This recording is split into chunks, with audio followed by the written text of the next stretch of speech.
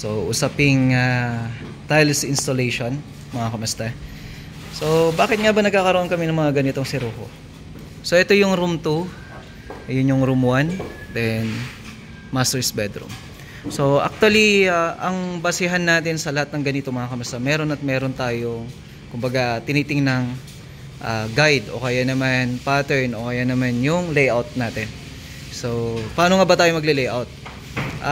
Sa layout, mga kamusta, maraming paraan. Maraming paglalagay natin ng kumbaga tiles natin para masabi natin na walang makikitang problema o kaya mas maging maayos.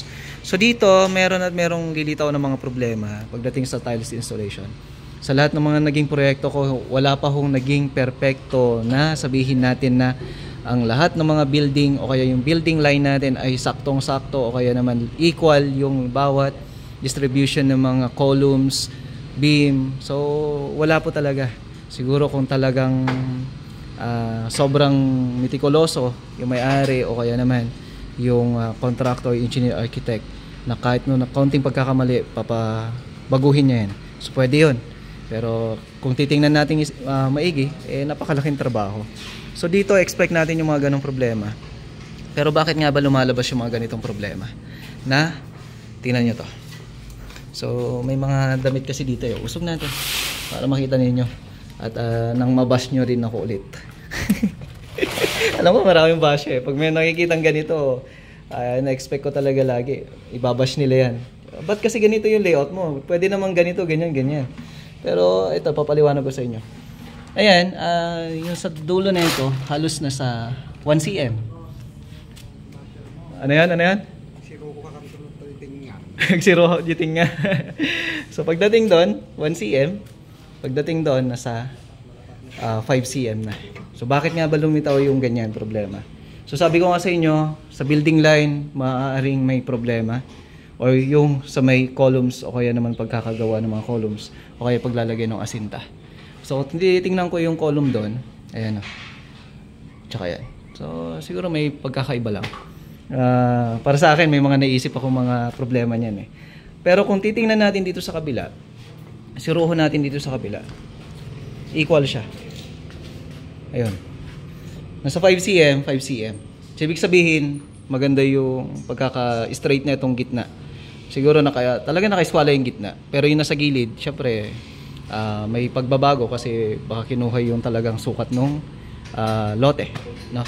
Pero dito, bakit nga ba lumilitaw yung mga ganitong maliliit na siruho? So sabi ko nga sa inyo, meron tayong layout na sinusunod. Meron tayong guide na sinusunod. So dito sa part na to, kung mapapansin niyo, ayan, hindi pa kasi tapos eh, kaya hindi ko mapakita kung gaano kalaki yung siruho niya. Pero ang punto ko dito, mga kamusta, pagka nagle-layout kasi tayo, hindi po pwede mag-layout tayo dito sa kwarto na to. Mag-layout ka sa kwarto na yon, isa-isahin mong i-layout. Maliban kung iba yung level niya.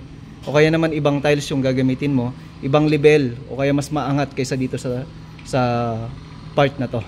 So yun yung mga bagay na pwede mong gawin para ma-perfect mo talaga yung tiles installation.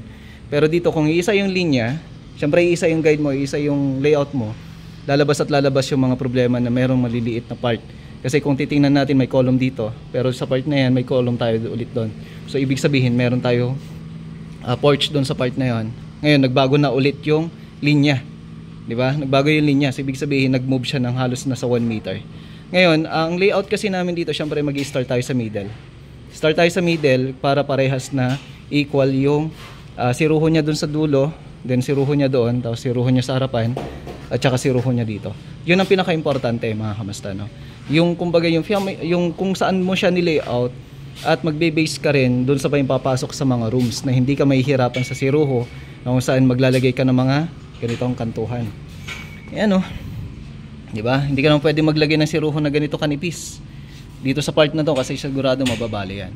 Ngayon, kung napapansin niyo rin, ito hinahayaan ko tong mga to. Kasi bago ko pa yan pinagawa, sabi ko sa mga ceiling installer, ay sa may mga tile setter natin, okay lang na may mga gap kasi ang gagawin natin dyan, meron siyang baseboard. So yung gap niya na yan, hindi naman siya kalaki yan, mga kamusta. Crack-grout din natin yan, then diretso baseboard na siya. So yun, at hopefully naipaliwanag ko sa inyo na maigi, mga kamusta, kung bakit nagkakaroon tayo ng mga ganong problema. At expect nyo ho yan, wala hong perfecto na mga proyekto na kahit na sabihin mo na napakaganda pa niyan o ano man, meron at meron. Lalo na't gumagamit kami ng 120 by 20 mga kamasta.